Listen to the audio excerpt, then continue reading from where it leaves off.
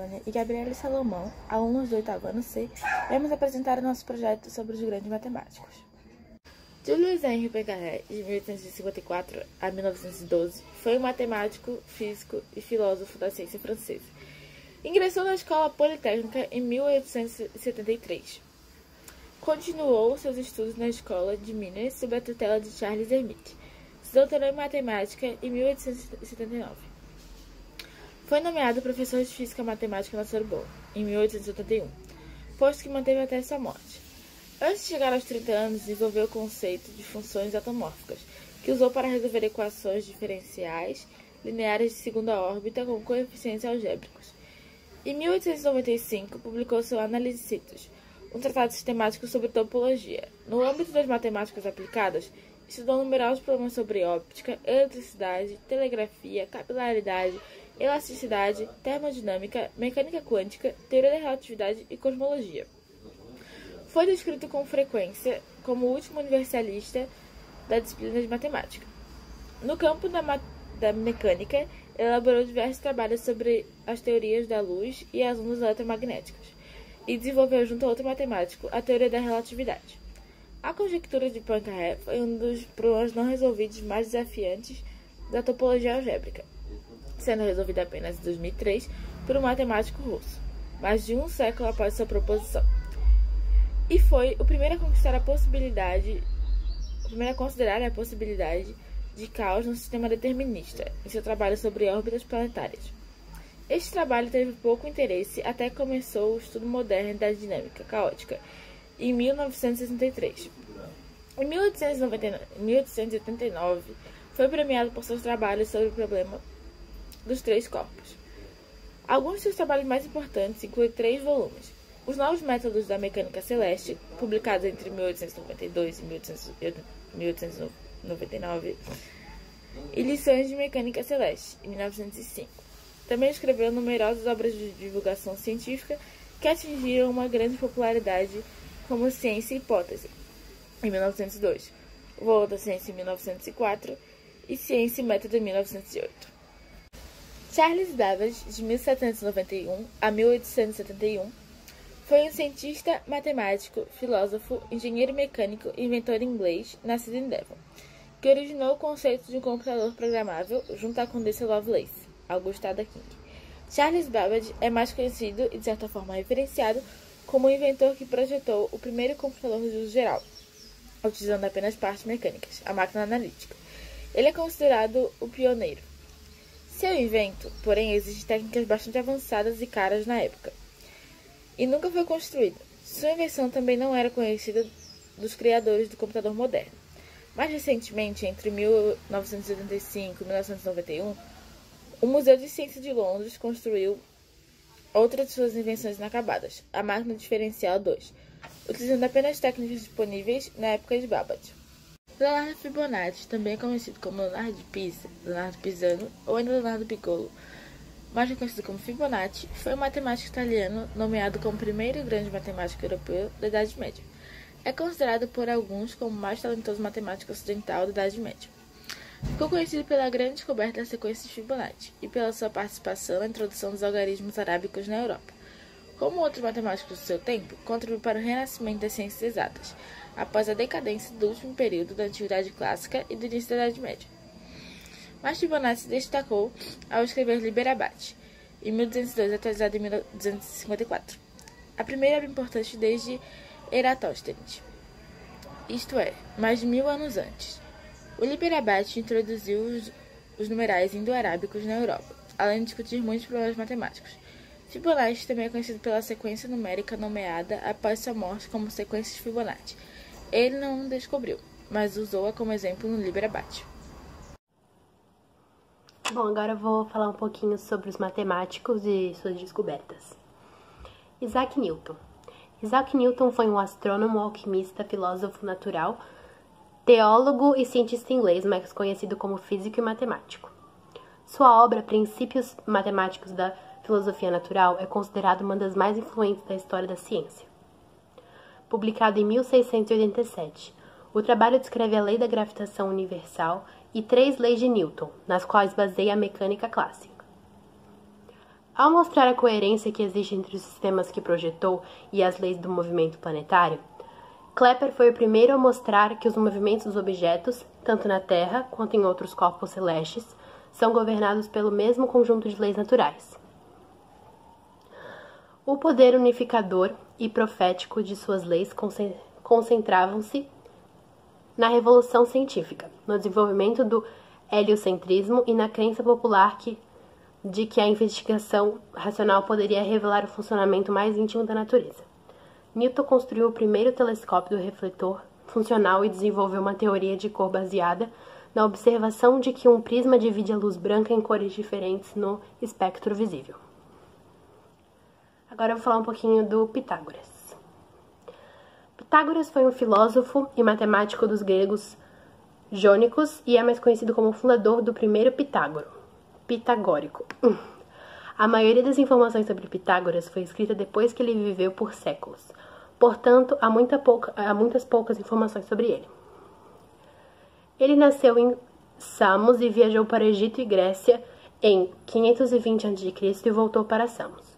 Por volta de 530 a.C., ele se mudou para Crotona, na Magna Grécia.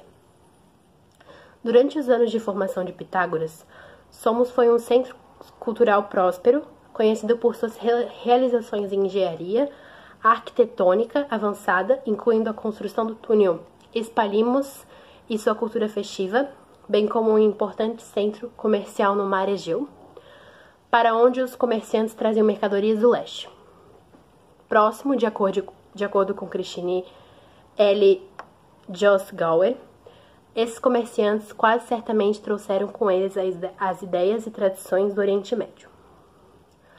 A infância de Pitágoras também coincidiu com o florescimento da filosofia iônica, original da natureza, contemporânea aos filósofos Anaximandro, Anaximensus e a historiador Acateu, todos os quais viveram em Mileto, do outro lado do mar em Samos. Pitágoras também construiu uma escola chamada Escola Pitagórica.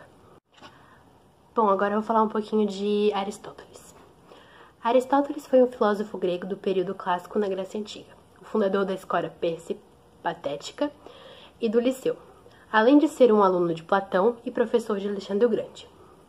Seus escritos cobrem vários tópicos como física, metafísica, as leis da poesia e o do drama, música, lógica, retórica, governo, ética, biologia, linguística, economia e zoologia. Junto com Platão e Sócrates, professor de Platão, Aristóteles é considerado um dos fundadores da filosofia ocidental. Em 347 a.C., ele se tornou o tutor de Alexandre da Macedônia. Então, com 13 anos, que seria o mais famoso conquistador do mundo antigo. Em 335 a.C., Alexandre assumiu o trono de Aristóteles, retornou a Atenas, onde fundou o Liceu. Todos os aspectos da filosofia de Aristóteles ainda são objeto de estudo acadêmico. Embora tenha escrito muitos tratados e diálogos formatados para publicação, apenas cerca de 1/3 da sua produção original sobreviveu. Arquimedes foi um matemático, engenheiro, físico, inventor e astrônomo grego, filho de um astrônomo, que provavelmente apresentou a matemática. Arquimedes estudou na Alexandria, onde teve como mestre o Cânon de Samos, e assim entrou em contato com Aristóteles. A este último Arquimedes dedicou seu método, no qual expôs sua genial explicação da mecânica e a geometria. Dessa maneira, pesava imaginariamente áreas e volumes desconhecidos, para determinar seu valor. Voltou logo para Siracusa, onde se dedicou totalmente ao trabalho científico. Arquimedes construiu engenhosas invenções que se tornaram muito populares em sua cidade. Uma das invenções mais populares ficou conhecida como parafuso de Arquimedes. Esse dispositivo foi muito utilizado em irrigações, não só em Siracusa, mas também em outras cidades, para levar a água de um lugar para outro. Arquimedes foi o primeiro a construir e utilizar sistemas de roldanas, através do qual ele podia movimentar corpos pesados, como, por exemplo, um navio. A pedido do rei de Siracusa, ele ainda projetou e construiu dispositivos de guerra para proteger a cidade de Siracusa contra as possíveis invasões das tropas romanas. Entre os dispositivos, ele construiu o uso de espelhos côncavos, os quais eram utilizados para fazer os raios solares convergíveis sobre os povos invasores. Euclides foi um matemático grego que viveu na Alexandria, no Egito, durante aproximadamente entre 283 a 323 a.C., no reinado de Ptolomeu I. Ele influenciou diretamente os estudos de luz, som, navegação, dentre outros. Sua produção é tão vasta que há dúvidas sobre a autoria de alguns de seus trabalhos. A maior parte do seu conhecimento é produzida a partir de um pequeno conjunto de estimações simples. Assim, ele definiu o espaço como geométrico, simétrico e imutável. Além disso, contribui para a formação de conhecimentos de geometria plana e espacial, teorias de proporções, aritmética e álgebra. Euclides recolheu todas as obras de Tales, Pitágoras, Platão e dos gregos e egípcios que procederam. Sua contribuição não constituiu na solução de novos problemas da geometria, mas a ordenação de todos os métodos conhecidos, formando um sistema que permitia combinar todos os fatos conhecidos para descobrir e provar novas ideias. Partindo das definições simples, chamadas de alquimias, combinou as Euclides informações chamadas de teoremas, que se provam por meio da lógica. Albert Einstein foi um físico teórico alemão que desenvolveu a teoria da relatividade geral ao lado da mecânica quântica, um dos pilares da física moderna. Embora mais conhecido pela forma equivalência massa-energia E igual a mc², que foi chamada de equação mais famosa do mundo, recebeu um prêmio Nobel da Física em 1921, por suas contribuições para a física teórica, especialmente por suas descobertas da lei do efeito fotoelétrico, que desempenhou um papel fundamental no papel do estabelecimento da teoria quântica. Nascido em uma família judia alemã, mudou-se ainda muito jovem para a Suíça e começou a estudar na Universidade Técnica de Zurique. Após 2 anos à procura de emprego, durante os estudos de doutoramento na Universidade de Zurique, conseguiu um cargo no escritório de patentes suíços. Em 1905, ele publicou uma série de artigos científicos revolucionários. Um dos seus trabalhos foi o desenvolvimento da relatividade especial. No entanto, ele percebeu que os princípios da teoria da relatividade também podem ser estendidos aos campos gravitacionais.